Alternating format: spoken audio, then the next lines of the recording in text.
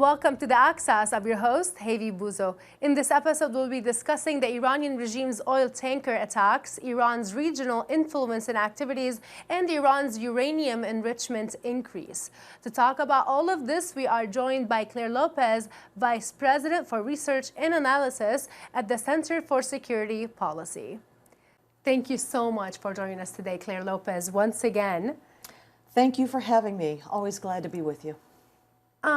I do want to ask you, in your opinion, after all of this increase in tension today, how do you describe the Iranian presence in the region?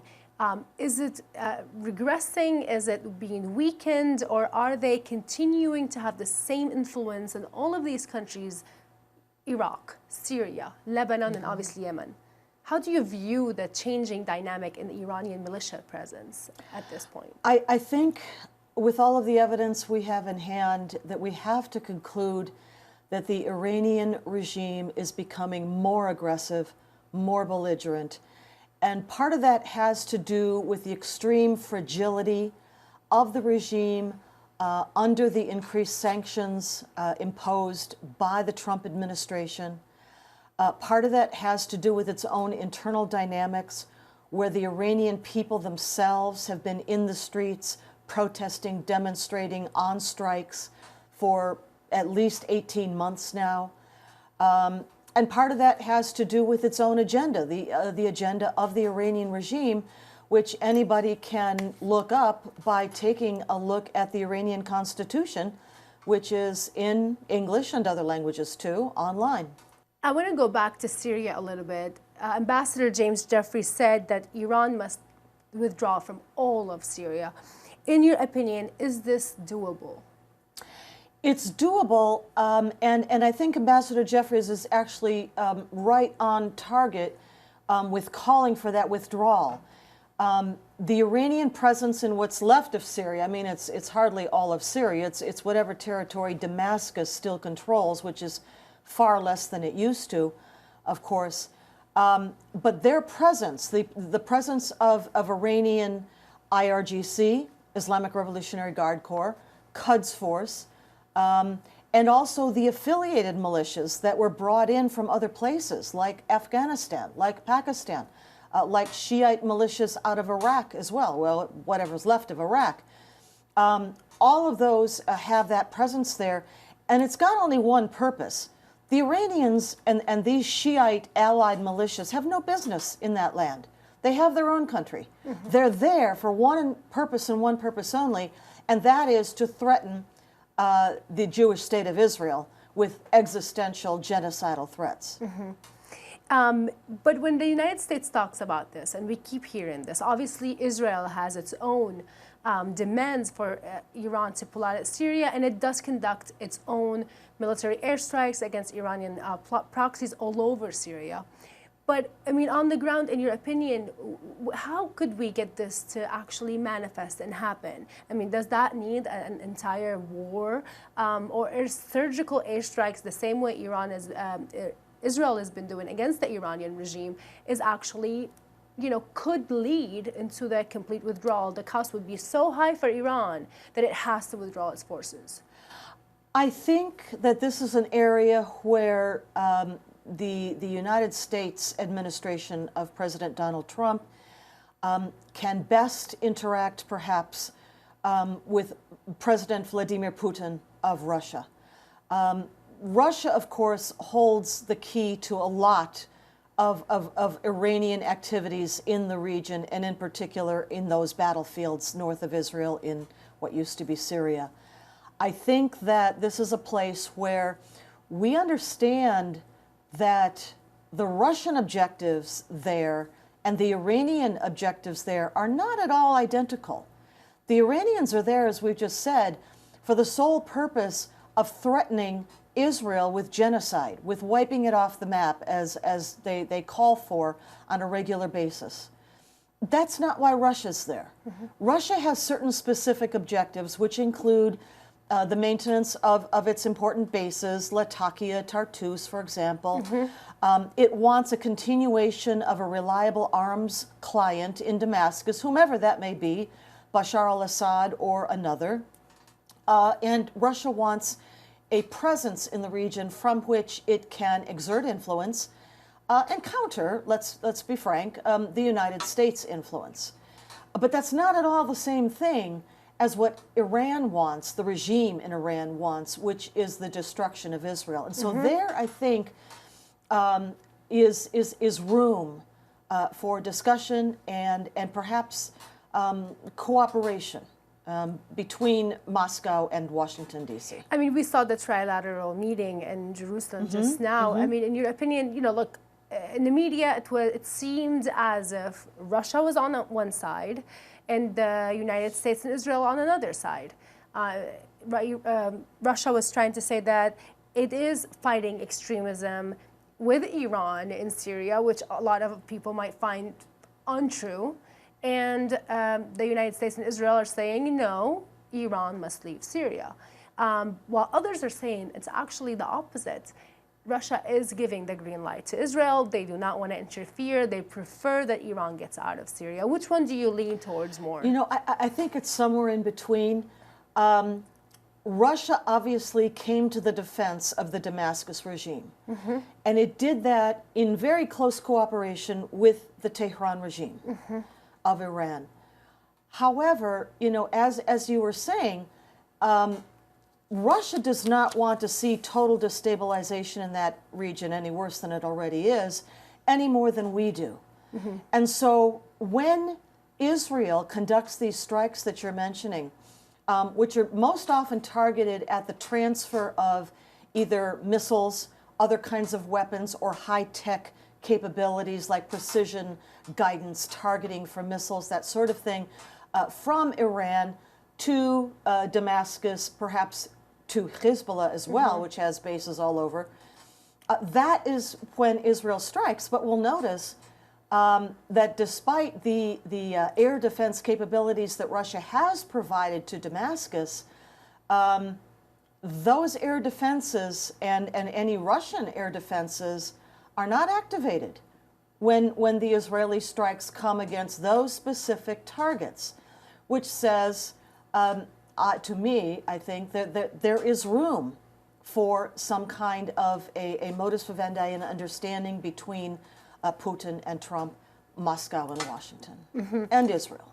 I mean, we did see that the Israeli airstrikes are now on a larger scale in terms of the areas it's targeting, and this happened after the trilateral meeting in Jerusalem. Do you think there is a connection there? And why is Israel now going even a much bigger kind of geographical I mean, obviously, location? you know, this was a topic that was discussed at that trilateral meeting, for sure. We weren't privy to it. I don't have any kind of, you know, inside information. But it does seem that Russia understands Israel's need for self-defense. And international law has enshrined the concept of anticipatory self-defense for centuries. And that is what Israel is doing, keeping the Iranian and Hezbollah, its proxies, presence pushed well back from the actual Israeli border on the Golan, and then, of course, with Lebanon, too. So I think there has been some sort of agreement and understanding there reached. I mean, we'll notice that Israeli Prime Minister Benjamin Netanyahu has spoken in Moscow and elsewhere regularly with Vladimir Putin, the president of Russia. And I think that is to keep the understanding close between them, what Israel is seeking to do, which is purely defensive, and Russia's understanding that this really is in the best interest of stability for the region.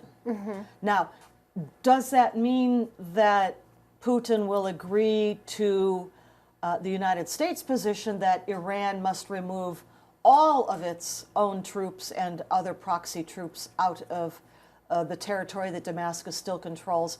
I don't know. But I think we're moving closer to, you know, in that direction. Now, Iran has been announcing that it's going back to enriching uranium, and they have higher than the limit that was in the nuclear deal. What do you think the reflections of that going to be on the United States and other countries who are still trying to defend the Iranian regime? Well, the first thing I would say is that if we think this is the first time that this Iranian regime has violated terms of nuclear agreements, whether it's the Non-Proliferation Treaty, to which Iran remains a party to this day, or the JCPOA itself, Joint Comprehensive Plan of Action or nuclear deal, I think we're sorely mistaken.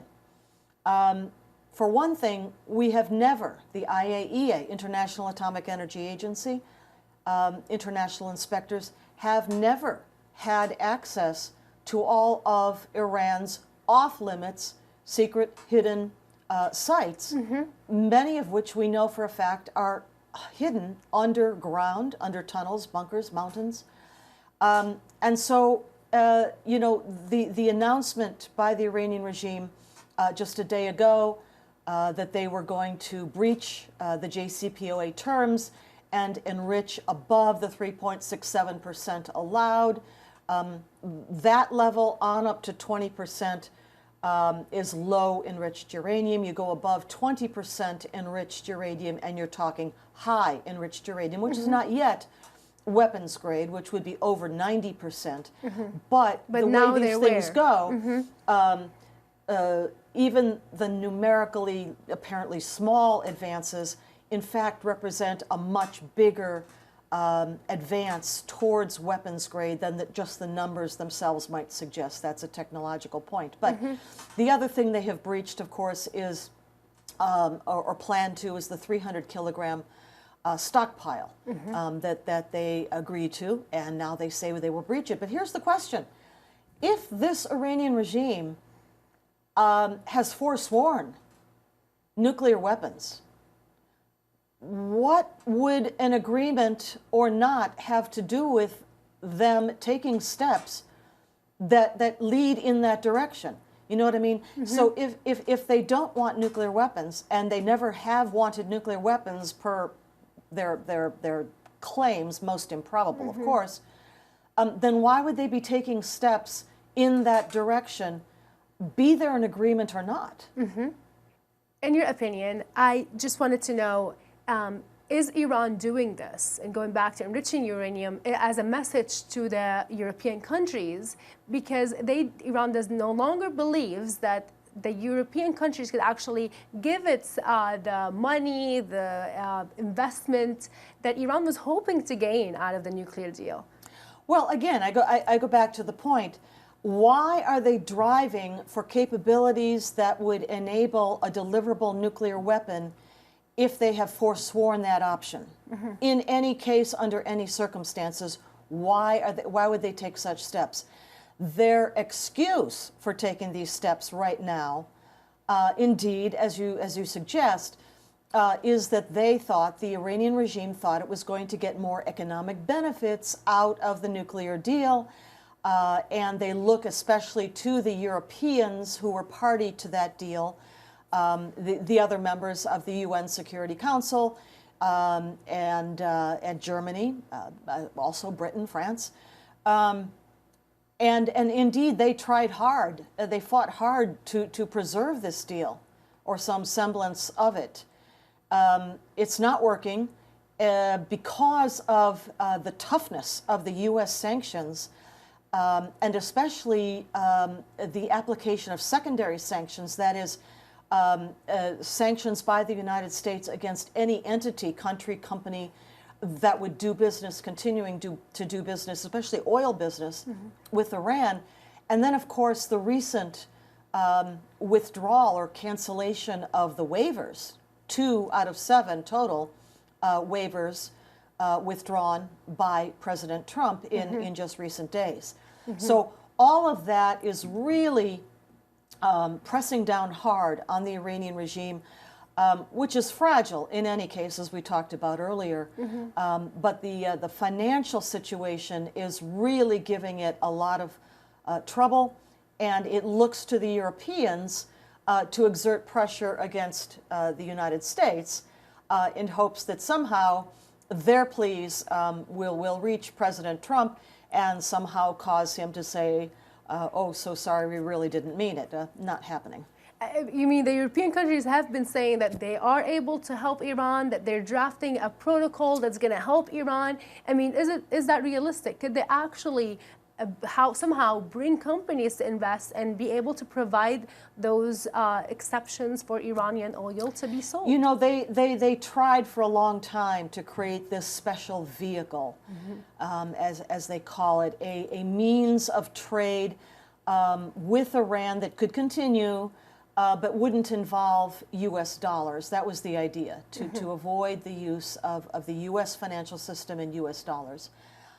It obviously hasn't worked because the sanctions imposed by the Trump administration are pretty comprehensive, and they're pretty serious about enforcing them, and the Europeans know this.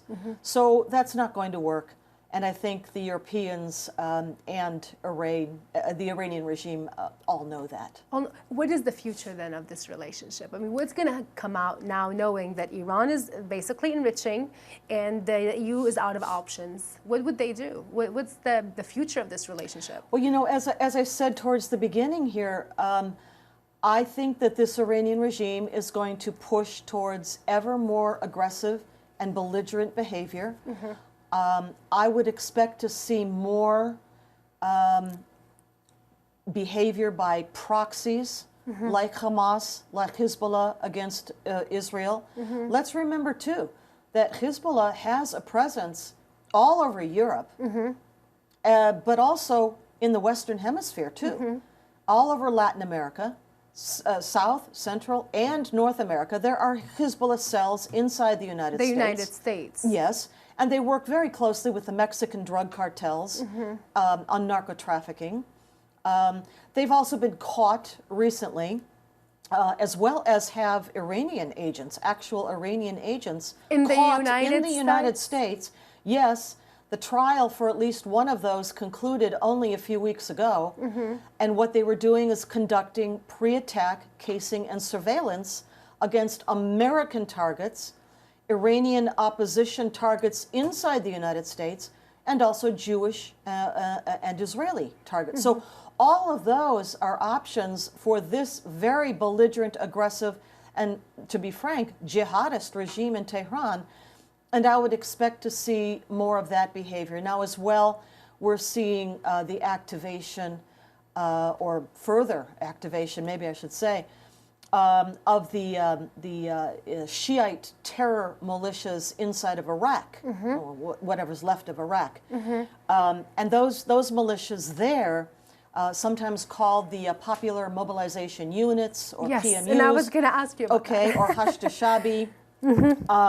Yes. Not only are under the command of Major General Qasem Soleimani, the commander of the Quds Force division of the Iranian IRGC, but they answer to the Iranian regime in terms of pressure against enemies of the Iranian regime, specifically the United States and our presence, certainly in Iraq, but also, as we've seen recently, or learned recently, I guess I should say, that the mid-May 2019 attack, drone bomb, I guess is the best way to describe it, drone bomb attack against the Saudi oil pipeline, its pumping stations in the center of the Arabian Peninsula, was not launched by Houthi rebels out of Yemen, but rather came out of southern Iraq, from the north, that is. Yes. And I think that opens up a whole new area of threat and gets to your question about what is next. What will Iran do next? I mean, you saw, you know, exactly. What will Iran do next? That's the question. After now, they've tried to, and they did attack some oil shipments, oil pump lines, and then we had the Houthis targeting airports in Saudi Arabia as well. This continues. But what's the other options? I mean, we saw the downing of the American airplane. There was increased sanctions, and I'm going to talk to you about this. What do you think of the administration's decision not to strike the Iranian regime and what they did instead? But what is left for Iran to do? I mean, they're kicking and screaming at this point. They're out of money. But what else could they do? Just keep doing this? Well, I think ramping up. I mean, we'll notice that up until now, except for the U.S. drone that was actually shot down by the Iranian forces, what was that, a couple of weeks ago, I guess, the targets thus far in terms of shipping, oil tankers in or around the Persian Gulf, the Strait of Hormuz, the Saudi oil pipelines, as we've said, these targets have not been U.S. targets per se, except for the drone. They have been shipping belonging to other countries, Norway, Japan. By the way, while Prime Minister Shinzo Abe was actually in Iran. I mean, if that's not a slap in the face. Shipping belonging to the Saudis, shipping belonging to the United Arab Emirates. Those are the ones that have been struck so far. But let's remember, back in the 1980s, during the war between Iran and Iraq, there was, like now, this striking of shipping, each other's shipping, yes, but also oil tankers belonging to other countries in the Persian Gulf. And eventually what had to happen is that the United States, will remember, launched a response. Part of that response was escorting oil tankers through the Gulf. We and our coalition partners did that, those whose shipping it was. And then also we reflagged some ships to carry a U.S. flag. And then finally, when an actual U.S. Navy vessel was struck by a mine, by an Iranian mine, the United States struck back directly. And something like half the Iranian naval fleet wound up on the bottom of the Persian Gulf. This was an Operation Praying Mantis, they called it.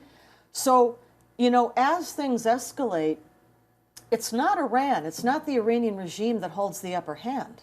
And I think they know that, which is why perhaps they've been a bit cautious about taking on the United States directly up until now. But as they become more desperate, I think they might go more in that direction, but they will definitely ramp up, I think, more with their proxies. What do you make of the response by the administration after the downing of the $135 million unmanned aircraft? I understand why President Trump made that decision. It was not because 150 IRGC militiamen might have been caught in a retaliatory strike against the missile base. That was an interesting comment. That launched the missile that brought down the drone. I don't believe that for a minute. Excuse me, President Trump.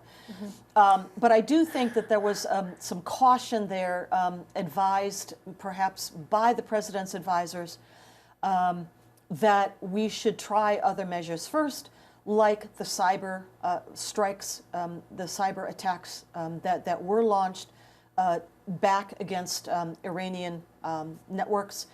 And then also, the next thing that the Trump administration did was impose very direct and personal sanctions against some of the very top leadership of the Iranian regime, beginning with the supreme leader, Ali Khamenei himself, and I think it's about 5 top commanders of the IRGC, commanders of its Air Force, Navy, land forces, and others.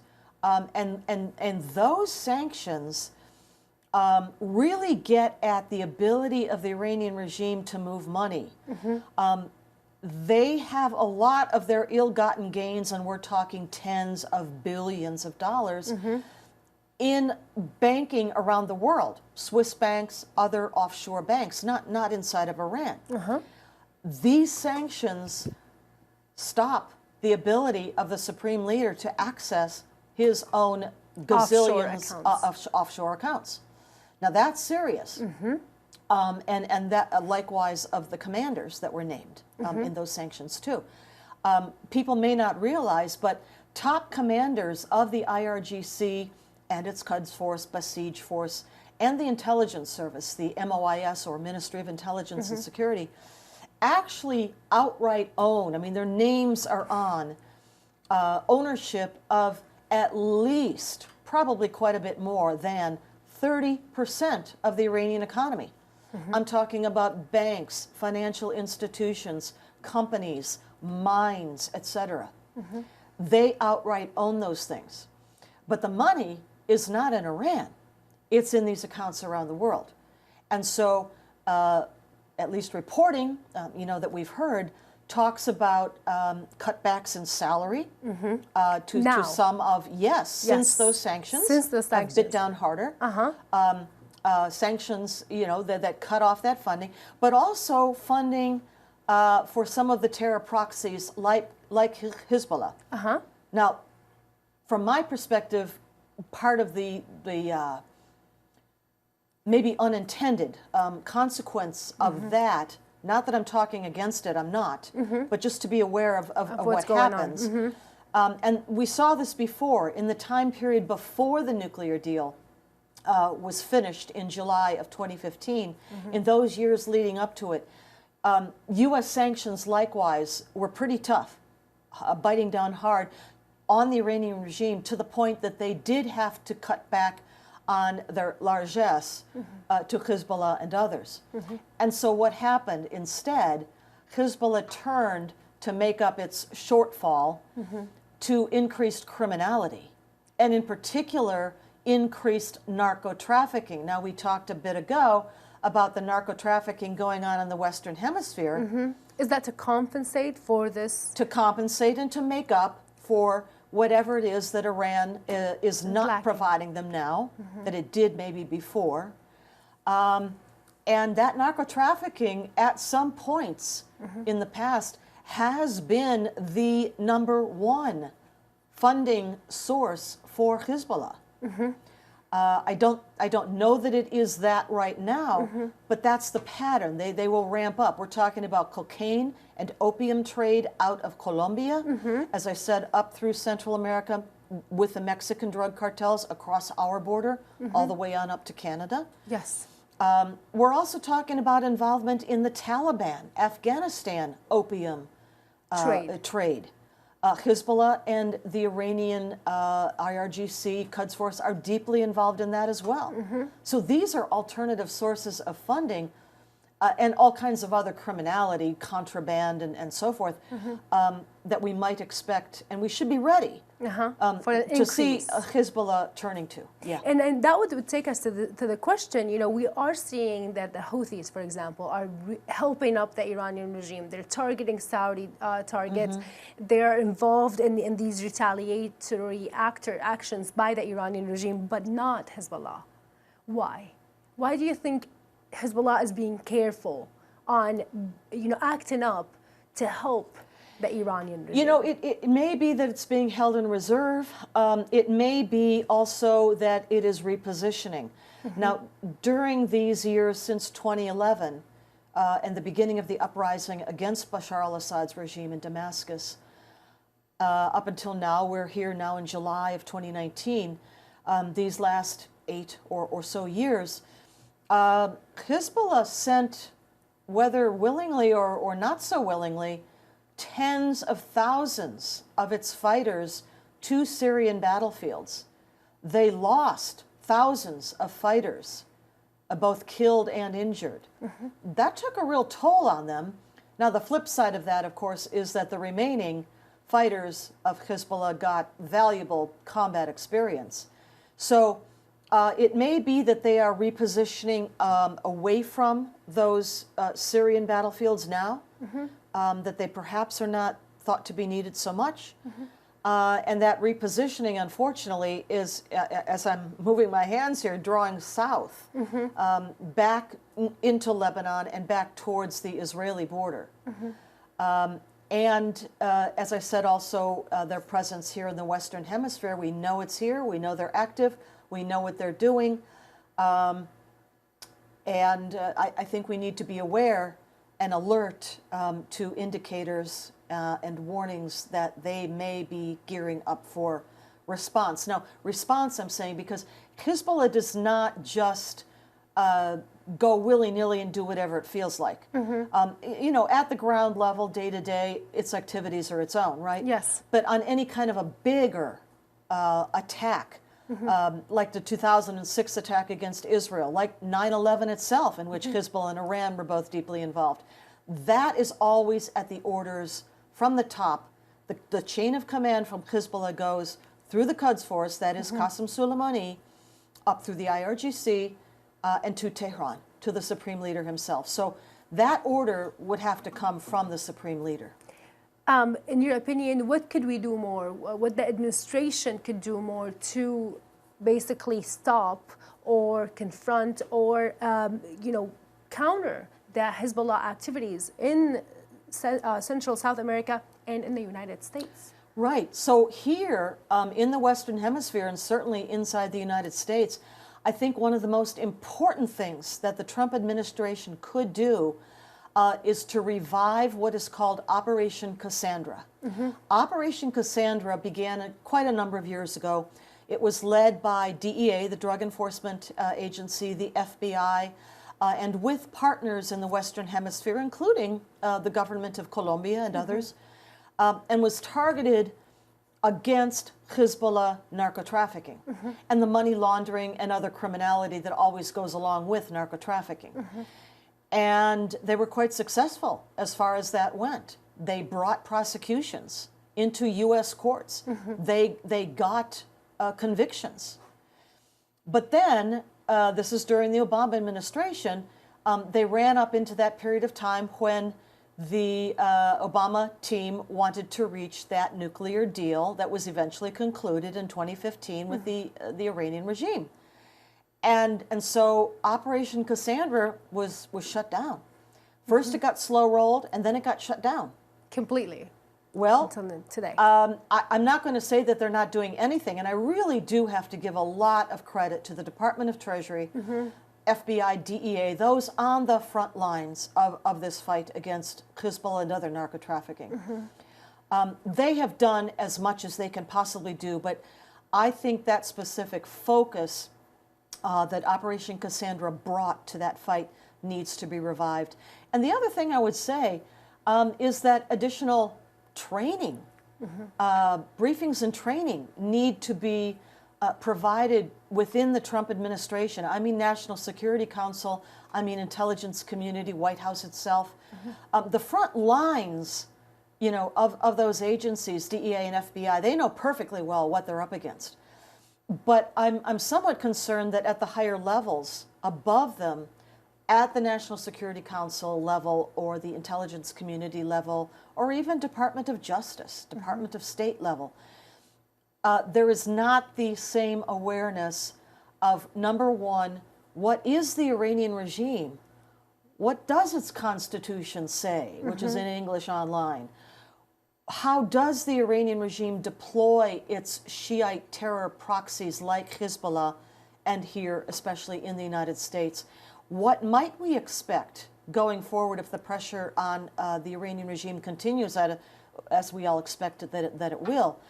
And then understanding and making widely known that we know Iran and Hezbollah were involved together with al-Qaeda and, yes, the Saudis in the attacks of 9/11. So they've already conducted a horrific attack against the United States on U.S. soil and have never been held to account for it. What kind of feeling of impunity do we think that gives them? We have to draw that line. I mean, Claire, when you talk about this, and you've been the first one to mention this on the show, and it's just so striking, especially when you see some people on the left in the American media and elsewhere who defend the Iranian regime. Highlighting this type of involvement that it continues until today of the Iranian regime harboring until now some al-Qaeda leaders inside of Iran. Do you think with this administration who's trying to highlight this, I mean, is that something that we're going to be, I don't know, maybe getting to a point where the Iranian regime will be held accountable and Hezbollah for what they've done? I really do hope so. I think what many people don't know, although the top levels of our intelligence community and the government do know this, but it wasn't just the attacks of 9/11 itself. As you said, after 9/11, not only Osama bin Laden, but Ayman al-Zawahiri, his then number 2, now the head of al-Qaeda, many of their family members and fighters found refuge and safe haven inside of Iran. Osama bin Laden was in Iran from late 2001 all the way until 2010. He was in Iran? In Iran. Osama bin Laden. Osama bin Laden was in Iran from 2001 till 2010, at which point that's when he was moved over to Abbottabad in Pakistan, where he was eventually killed the following year, 2011. That arrangement, Osama bin Laden inside of Iran, was an agreement among Al-Qaeda, Iran, Saudi Arabia, and the United States. For Osama bin We Laden all to go agreed, those four parties all agreed that he would be held or kept in safe haven inside of Iran. And that's the level of cooperation that he had and the trust that he had in the Iranian regime. Well, not only that, but the United States administrations of both President George W. Bush and Barack Obama agreed to this. And I mean, why was not the public informed about this? And what Can are you the imagine? sources? I mean, can you imagine? Wouldn't you mind what would have sharing happened? with us the source for this? Well, I think I'll let that be for now, because those who were involved in the agreement know about the agreement, they know how it was made, and they know why it was made. I think, and I am, speculating to some extent here, that the why part of it was that the thought was perhaps Osama bin Laden and his top military commanders were somehow contained if they were inside of Iran. And that he probably agreed to those terms because he felt As that well. was a safe place for him. Yes. Now, we know for a fact, of course, that they were not contained. We know that there were plots from inside of Iran during those years by Al-Qaeda. I'll name just one, which was very close to home. And this was an attack plotted, thankfully never carried out, to attack what's called the Via rail line that runs, passenger rail line that runs from upper state New York, across the Canadian border and across the gorge of the Niagara River and the Niagara Falls.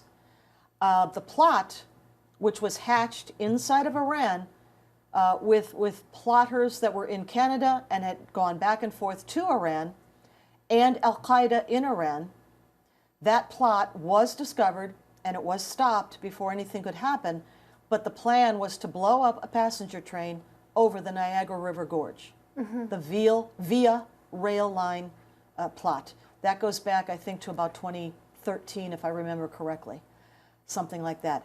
Now that is, of course, more recent, than the death of Osama bin Laden in Pakistan in 2011. But it goes to show that that element of Al-Qaeda, which remains inside of Iran to this day, is still active, and it's not contained, to the point that it is not plotting still. This is very, very interesting. I do want to move to Iraq.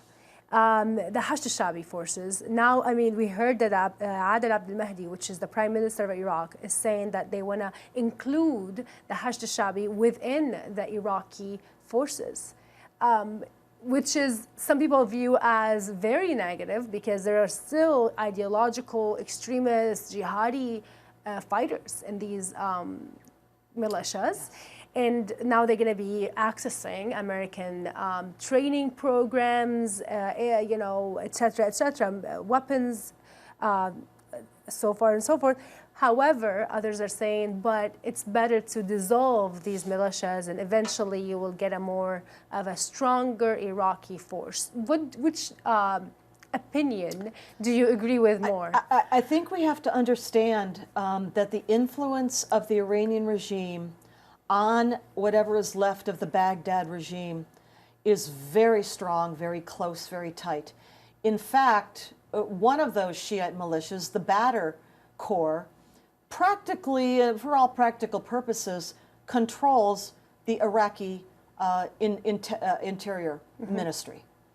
And that is done in coordination with, through again, Major General Qasem Soleimani, the commander of the Quds Force, who in effect commands all of those Hashd-e-Shaabi. Now remember, we were just talking about the attack out of Iraq that we now know, mid-May 2019, against the Saudi oil pipeline. And it is expected, it's believed, that that attack was launched by one, and I don't know which one, but of the Hashd-e-Shaabi, of one of these Iraqi Shiite militias. Now, folding them into official Iraqi administrative structures is not going to make them any less jihadi. It's not going to diminish in any way the control of the Quds Force or the Iranian regime over them. If anything, it solidifies that control. It makes it more cohesive, more, perhaps controlled, but by whom? By the Tehran regime. I don't think that is a very good idea at all, and certainly I would encourage the United States and our, well, congressional oversight, for one thing, but Department of Defense, National Security Council, etc., to take a good look at where our aid dollars are going that we provide to Baghdad. You know, why should American taxpayer money go through Baghdad to fund Shiite terror militias under the control of the Tehran mullahs and IRGC and Quds Force? What is the solution for Iraq? Iraq is a very complicated situation. As you know, even the Shiite majority in Iraq are angry with the Iranian presence. Those militias are not popular within the Iraqi people, and we can see that more and more with the protests, etc. Iran is threatening American interests within Iraq, while the American administration is asking Iraq to pump up its oil production, which is going to upset Iran even more. It's a very complicated situation. Yeah, it is. What is the solution, in your opinion, and what's happening to the Iranian presence in Iraq as we speak? The situation, as you say, is very complicated. And it's not for us to fix it. Now, I will admit that back during the George W. Bush administration, when we toppled the Iraqi regime of Saddam Hussein, we essentially busted the very rough, but somewhat, balance of power in the region that had endured for quite a long time. And it, in fact, goes back to antiquity, even before Islam arrived on the scene. And that is the balance between Mesopotamia and the highlands of the Iranian, or then earlier Persian, heartland. But more recently, the balance was between the Saddam Hussein horrific regime, and I don't argue with the need to get rid of him. He had invaded his neighbors. He absolutely had weapons of mass destruction programs, an active BW and CW program, a latent nuclear one. He absolutely allowed al-Qaeda to operate on Iraqi soil. Abu Musab al-Zarqawi was operating in the north of Iraq in those years. All of these things, plus the horrific human rights abuses against his own people. But that ousting of Saddam Hussein, I think, was done without full appreciation for that, and again, very, very rough, but balance of power between Iraq and Iran. That was busted. And it's not been set straight since. Iran has simply dominated and moved ever more aggressively and regionally, in particular, as we've said over and over again here, by way of its proxy forces. The model, by the way, that it is using for proxy forces inside of the Baghdad regime is very similar to the way that Iran established the Hezbollah Shiite terror proxy in southern Lebanon going back to the early 1980s. It's quite similar, plus the fact that Hezbollah is actually in whatever's left of Iraq, and some of its affiliates are there, Kataib Hezbollah for one. Yes. And so it's not for us to fix that.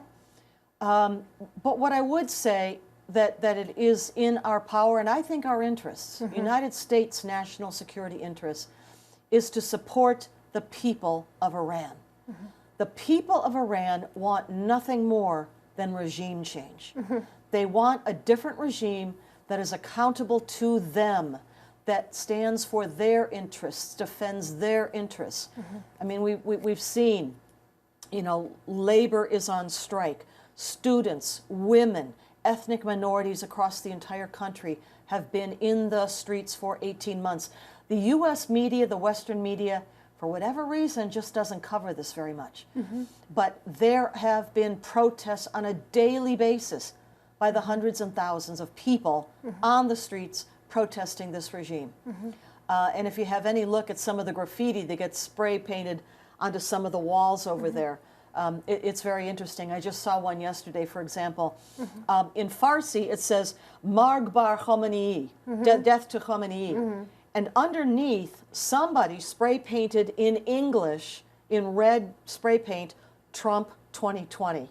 I mean, this is the kind of stuff that's going on inside of Iran. I think the best thing we can do is to support the Iranian people. You know, what you said is very interesting because it's exactly the opposite of what they claim here, saying that, oh, you know, the posture of this administration is so rough on Iran, it's so, you know, hard that it's making the people rally around the regime. And you're saying that it's exactly the opposite. They're actually asking the world to vote for President Trump for 2020. At least whoever, you know, spray painted on the wall did. Yes, this is the situation today.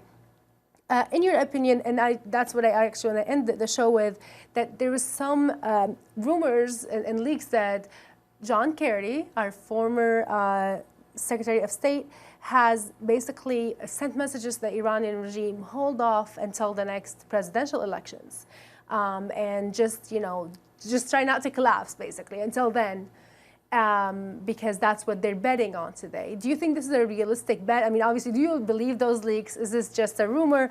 But would the Iranian regime be able to hold off that long, given the increasing sanctions and obviously the isolation?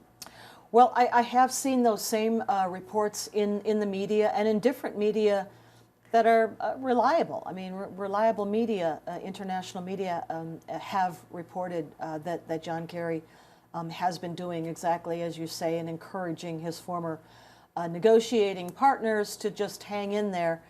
But I think that perhaps the regime in Tehran, as I said before, is a lot more fragile, a lot more vulnerable right now than maybe they care to let on to the rest of the world.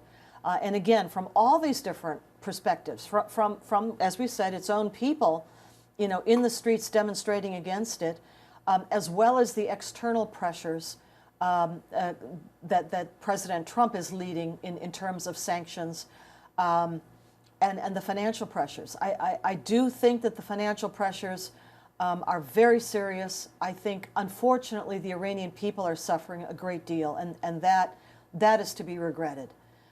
Certainly, but what is more to the point, I think the Iranian people understand that their problem is not President Donald Trump, but rather the regime that has been oppressing them for all of these 40 years.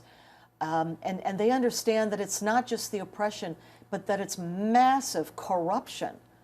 And they also know that lots of the money, I mean, you know, how many billions were unfrozen for the Iranian regime after the nuclear deal, never mind the pallets of shrink-wrapped cash, gift-wrapped from President Barack Obama to the regime, that money did not go to help them, the people of Iran. That money, and they know it, went elsewhere to support Bashar al-Assad's genocidal regime in Damascus, to support the terror proxies like Hamas, like Hezbollah. And the people of Iran, some of their chants in the streets are very revealing if you listen to them or hear translations, which are out there. And, you know, what they're saying is, help us, don't help them. I mean, this is what they're chanting out loud in the streets. Help us, don't help them. Don't send the money outside the country, help us. And I think that is a very serious situation that is only becoming more serious. The National Council of Resistance of Iran, probably the largest, best organized democratic Iranian opposition in exile, held a huge march and rally just about 1 week ago, a little more than a week, I guess, in downtown Washington, D.C., right here, with thousands and thousands of marchers pleading with the Trump administration to please support the Iranian people in their quest to be free, their quest for liberty. And I think that is where our best effort should go. Thank you so much, Claire. It's always wonderful to have you. Thank you very much. That was it for tonight's episode. Thank you for watching. Good night.